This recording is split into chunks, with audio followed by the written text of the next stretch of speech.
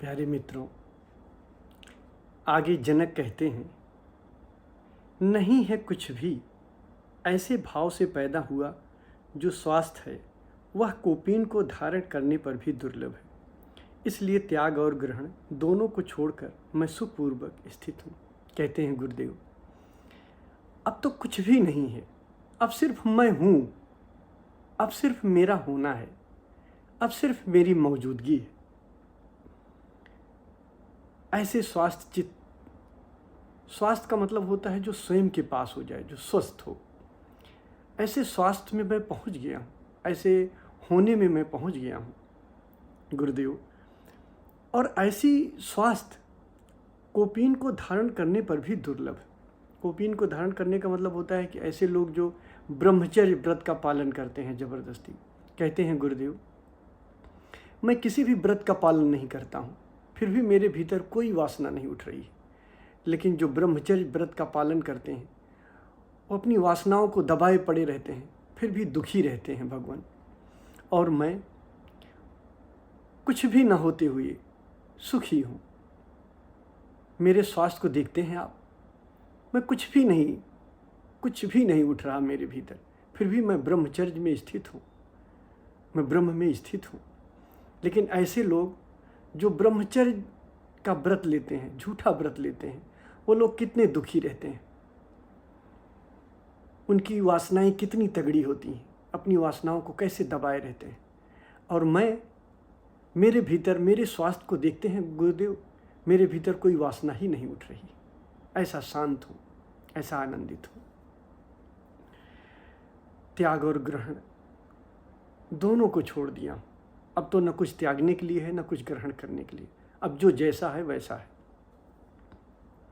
आगे है, कहीं तो शरीर का दुख है, कहीं बाड़ी दुखी है, कहीं मन दुखी होता है। इसलिए तीनों को त्याग कर मैं पुरुषार्थ सुखपूर्वक स्थित हूँ।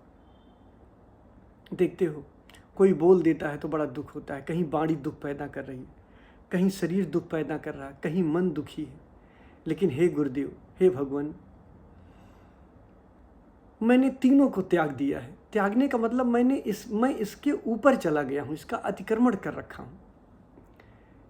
ये तीनों ही मुझे अब दुखी नहीं करते। कह रहे हैं, इसलिए तीनों को त्याग कर मैं आत्मानंद में सुखपूर्वक स्थित हूँ। यहाँ ऐसा न समझ लेना त्याग के इनका दमन कर रहे हैं या जबरदस्ती छोड़ रहे हैं, नहीं। मैं इसी अवस्था में पहुँच गया हूँ जहाँ त्याग घट गया है। आप देख रहे हो, अभी भी जनक सब महल में हैं, सारी चीज़ें हैं, सारी सुविधाएं वही है, सब कुछ वही है। मन भी है, बाड़ी भी है, जनक की शरीर भी है। लेकिन किसको त्यागने की बात कर रहे हैं? जब आप मुक्त हो जाते हो, जब आप अपने स्वभाव में स्थित होते हो, तो आपका पता चलता है कि ये सब पहले से ही छूटा हुआ है, ये पहले से ही त्यागा हुआ है, इसे त्यागने की ज़रूरत नहीं है। वही कह रहे हैं। फिर आगे का श्लोक है, किया हुआ कर्म कुछ भी वास्तव में आत्मकृत नहीं होता है। ऐसा यथार्थ विचार कर मैं जब जो कुछ कर्म करने को आन पड़ता है उसे करके सुखपूर्वक स्थित होता हूँ। इस महावाक्य को देखते हो, कह रहे हैं, किया हुआ कर्म कुछ भी वास्तव में आत्मकृत नहीं है। हम जो कुछ भी करते हैं वो आत्मा के द्वारा किया गया कर्म नहीं है। आत्मा कोई कर्म ही नहीं करती। आत्मा तो देखती है, आत्मा दृष्टा है, आत्मा साक्षी है। आत्मा कोई कर्म नहीं करती है। आत्मा की मौजूदगी में कर्म होता है। जैसे कैटालिस्ट की मौजूदगी में प्रोडक्ट बनता है, वैसे आत्मा की मौजूदगी में कर्म होता है। आत्मा कोई कर्म नहीं करती। लोग कहते हैं कि मैं पापी हूँ, मैं पुण्यात्मा हूँ, मैंने इतने पुण्य काम किए हैं, मैंने इतने पाप का काम किया है, कैसे मैं मुक्त होऊंगा। पुण्य वाले कहते हैं कि मैंने बड़ा पुण्य का काम किया है, मैं तो मुक्त हो जाऊंगी। इस महावाक्य को सुनते हो। जनक कहते हैं, किया हुआ कर्म कुछ भी वास्तव में आत्मकृत नहीं है। तुमने लाख पाप का कर्म किया हो, तुमने लाख पुण्य का कर्म किया हो, दोनों ही आत्मकृत नहीं है। इस भ्रम में न रहो कि तुमने पुण्य किया है, कि तुमने पाप किया है। जब तुम आत्मा में स्थित हो जाते हो, जहाँ तुम अकर्ता हो जाते हो, वहाँ कर्ता और भोक्ता से मुक्त हो जाते हो। वहाँ सिर्फ साक्षी रह जाता है, वहाँ सृष्टा मात्र रह जाता है। कह रहे हैं, ऐसा यथार्थ विचार में, विचार मतलब मन से विचार की बात नहीं, यथार्थ विचार कर यथार्थ तब भी होता है जब आत्म अनुभव होता है, जब उसका अनुभवगत ज्ञान हो जाए। ध्यान रखना, यथार्थ विचार कर। मैं जब जो कुछ कर्म करने को आ पड़ता है उसे करके सुखपूर्वक स्थित हूँ। अब उसे करके, अब यहाँ ये कन्फ्यूजन ना होना, अभी तो कह रहे हैं कि मैं कोई काम नहीं करता हूँ, अब कह रहे हैं उसे करके। उसे करके नहीं, मैं अब जो कर्म होता है उसमें बाधा नहीं डालता हूँ। शरीर अपने से जो कार्य करता है करे, मैं बाधा नहीं डालता हूँ, उसको हो जाने देता हूँ। मन जो कुछ कार्य करता है उसको बाधा नहीं डालता हूँ, हो जाने देता हूँ। वाणी जो बोलती है उसको हो जाने देता हूँ। जब सुकरात को जहर दिया जाने लगा तो राजा बहुत कहने लगा कि नहीं ठीक है, मैं तुम्हारी सज़ा माफ़ कर दूंगा, बस तुम बंद कर दो, इस तरह बोलो मत, तुम अपने वाणी को बंद कर दो। सुकरात से कहा था बस तुम बोलना बंद कर दो, मैं तुझे माफ़ कर दूंगा। सुकरात ने कहा अब मेरे बस में नहीं है, वाणी बोलती है तो बोलती है, मैं बाधा नहीं डालता हूँ। अब शब्द निकलते हैं तो निकलते हैं, अब मैं नहीं बोलता हूँ और न मैं बाधा डालता हूँ। अगर मेरे मुख से सत्संग निकलता है, सुंदर वचन निकलता है, सत्य निकलता है तो मैं निकल जाने देता हूँ, अब रोकता नहीं। वही कह रहे हैं कि जब जो कुछ कर्म करने को आन पड़ता है उसे सुखपूर्वक करके स्थित हूँ, मतलब खो जाने देता हूँ। अकर्ता तो अभी भी हूँ, न मैं भोगता हूँ न मैं करता हूँ। जो कुछ कर्म आन पड़ता है उसे हो जाने देता हूँ, बाधा नहीं डालता हूँ कि ऐसा ना करो वैसा ना करो। आनंद में रहता हूँ, अपने स्वभाव में रहता हूँ, जो कार्य आन पड़ा उसे हो जाने देता हूँ। अगला श्लोक, कर्म और निष्कर्म के बंधन से संयुक्त भाव वाले शरीर में आसक्त जो योगी हैं, मैं इस देह के संयोग वियोग से सर्वथा पृथक होने के कारण सुखपूर्वक स्थित हूँ। हे गुरुदेव, मैंने देख लिया है कि मैं ये शरीर नहीं हूँ और जो कुछ भी कर्म है, जो कुछ भी वाणी है, ये अपने से चलती है, अपने से होता है, सारी चीज़ें अपने से हो रही। ऐसा जानकर मैं सुखपूर्वक स्थित हूँ। संयोग और वियोग से मैं पृथक हूँ। मैं जानता हूँ कि मैं इस शरीर से न हमारा संयोग है न हमारा वियोग है, न कभी हटूंगा न कभी इसमें स्थित हूँ। देखो, अगर देखा जाए मृत्यु किसकी होती है? शरीर तो पहले से मरा हुआ है, तो शरीर की मृत्यु कैसी? शरीर तो मुर्दा ही है। आत्मा अमर ही है, तो आत्मा की मृत्यु कैसी? तो मृत्यु होती किसकी है? जो संयोग है, जो चेतना का मिलन है, जो आपका और शरीर का मिलन है, वो मिलन बिछुड़ जाता है, उसका वियोग होता है। जो हम मानते हैं, जो हम शरीर से जो हमारा जुड़ाव है, उस जुड़ाव की मृत्यु होती है। आगे का श्लोक है, मुझको ठहरने से, चलने से या सोने से अर्थ और अनर्थ कुछ भी नहीं, इस कारण मैं ठहरता हुआ, जाता हुआ और सोता हुआ भी सुखपूर्वक स्थित हूँ। सुनते हुए इस महावाक्य को कहते हैं, मुझको ठहरने से, चलने से या सोने से अर्थ और अनर्थ कुछ भी नहीं। आप कहते हो मैं सो गया, बड़ा अनर्थ हो गया, मैं ध्यान नहीं किया, मैं सो गया। आप सो ही नहीं सकते हो। कहते हैं गुरुदेव मैं सोया ही नहीं। सुसुप्ति में भी देखो, महा निद्रा हो, सुसुप्ति में भी कोई न कोई मौजूद रहता है। जब सुबह उठते हो तो आप कहते हो बड़ी अच्छी नींद आई। कोई था ना जो वहाँ भी जान रहा था, कोई है जो इस जागृत को देख रहा है, कोई है जो स्वप्न को देखता है। जब आप स्वप्न देखते हैं रात में सोते हुए, उस स्वप्न को भी देखने वाला कोई है, और कोई है वो जो सुसुप्ति है उसको भी देखने वाला कोई मौजूद है। तो अब मैं सोता ही नहीं हूँ, अब सोना ही नहीं है, मैं तो तुरीय हूँ जिसपे ये तीनों अवस्थाएं चलती हैं। तुरीय अवस्था वो अवस्था है जिसपे जागृत, स्वप्न और सुसुप्ति तीनों अवस्था चलती है। तो मुझको ठहरने से, जब मैं ठहरता हूँ तो मैं ठहरता नहीं हूँ क्योंकि मैं ठहरा हुआ हूँ। चलने से, जब मैं चलता हूँ तो मैं चलता नहीं हूँ क्योंकि मैं ठहरा हुआ हूँ, मैं कभी चल ही नहीं सकता, शरीर चलता है।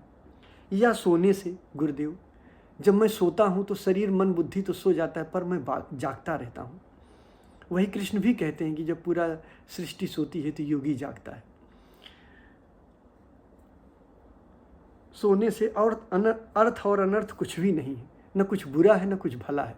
मैं चलूँ कि बैठूँ कि सोऊँ, न इससे कोई अर्थ है न कोई अनर्थ है। कोई गड़बड़ हो जाएगा न कोई इसका अर्थ हुआ कि नहीं ये बड़ा अच्छा है कि मैं सोऊँ न।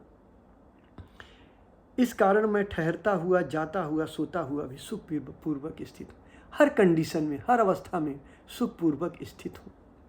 मेरी स्थिति का आनंद देखते हैं गुरुदेव।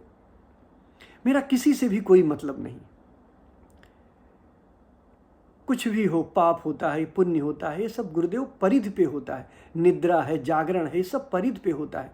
लेकिन केंद्र में तो मैं सदा सुखपूर्वक स्थित हूँ, आनंदित स्थित हूँ। मैं वो बेस हूँ, मैं वो आधार हूँ जिस पे जागृत, स्वप्न और सुसुप्ति तीनों चलती। ये तीनों अवस्था चलने के लिए ना भी कोई आधार होना चाहिए। तो मैं वो आधार हूँ जिस पे ये तीनों अवस्थाएं चलती। हे गुरुदेव, ऐसा जानते हुए मैं सुखपूर्वक स्थित हूँ। आगे का, सोते हुए मुझे हानि नहीं। ऐसा नहीं कि मैं सो गया तो बड़ी हानि हो जाएगी, बड़ा नुकसान हो जाएगा, ध्यान योग रह जाएगा, यज्ञ रह जाएगा, बड़ी पूजा अर्चना रह जाएगी। सोते हुए मुझे कोई हानि नहीं, क्योंकि मैं सोता ही नहीं हूँ। शरीर मन बुद्धि सोता है तो मुझे ऐसा है नहीं कि मैं सो गया तो मैं मिट गया। न यत्न करते हुए मुझे सिद्धि है। सुनते हो, आप बहुत सिद्धियों का यत्न करते हो कि ये सिद्धि हासिल कर लें, वो सिद्धि हासिल कर लें, ऐसी तपस्या कर लें, वैसी तपस्या कर लें। मुझे कुछ भी हासिल नहीं होता है। यत्न करके भी, लाख भी मैं यत्न करूं, फिर भी मुझे कोई सिद्धि नहीं, क्योंकि मैं ऑलरेडी सिद्ध हूं। भगवान गुरुदेव से कहते हैं कि गुरुदेव मैं सिद्ध हूं, मैं पूर्ण हूं, मैं मरता नहीं हूं, मैं सदा हूं। मुझे यत्न करने से कोई सिद्धि नहीं है, मुझे सोने से कोई हानि नहीं। आनंदित होके सो, आनंदित होके सिद्धि करे। ये सिद्धियां भी मुझे नहीं, मैं परम सिद्धि हूँ, जहाँ से सारी सिद्धियां पैदा होती हैं, मैं वो सिद्धि हूँ। यत्न करके मन विचारों के द्वारा प्राप्त की गई सिद्धि मैं नहीं हूँ। गुरुदेव वही ये कह रहे हैं, न यत्न करने से मुझे कोई सिद्धि है। मैं वो बेस हूँ, मैं वो आधार हूँ जहाँ से समग्र सिद्धियां पैदा होती हैं। इसलिए मैं हानि लाभ दोनों को छोड़कर सुखपूर्वक स्थित हूँ। अब मैं कैसे हिसाब लगाऊं कि क्या मुझे नुकसान हुआ, क्या मुझे हानि हुई? अब मैं हानि लाभ से भी परे हूँ, हानि लाभ को साथ नहीं रहा हूँ भगवान, इस हानि और लाभ से ही परे हूँ, इससे मेरा कोई मतलब ही नहीं। फिर आगे कहते हैं, इसलिए अनेक परिस्थितियों में सुखाद की अन्यता को बारंबार देखकर और शुभ अशुभ दोनों को छोड़कर मैं सुखपूर्वक स्थित हूँ। सुखाद की अन्यता यानी क्षण भंगुरता, ये सब जो कुछ भी हो रहा, अनेक परिस्थितियों में जो सुख और मिल रहा, दुख मिलता, जो सुख मिलता है, अच्छी चीज़ें हमको मिलती हैं, इसकी क्षण भंगुरता देख चुका हूँ भगवान। ये जो सुख मिलता है, मैं जानता हूँ कि अगर बौद्धिक लेवल से मैं इसको सोचूं तो ये क्षण भर का सुख है। मैं जो परम सुख में स्थित हूँ, इसकी तो कोई कीमत ही नहीं, इसकी तो कुछ कहना ही नहीं। ये दोनों शुभ और अशुभ दोनों को छोड़ दिया। मेरे लिए क्या शुभ है, क्या अशुभ है? मैं क्या कहूँ कि ये शुभ है, क्या कहूँ कि ये अशुभ है? किसको छोड़ूं, मैं पकड़ूं? क्योंकि जो मैं हूँ, जो खजाना मैं हूँ, जो अमृत मैं हूँ, जो परम सुख मैं हूँ, उसके आगे सब फीका है भगवान। इसलिए शुभ और अशुभ दोनों को छोड़कर मैं सुखपूर्वक स्थित हूँ, अपने होने में स्थित हूँ। तो आज इतना ही, धन्यवाद।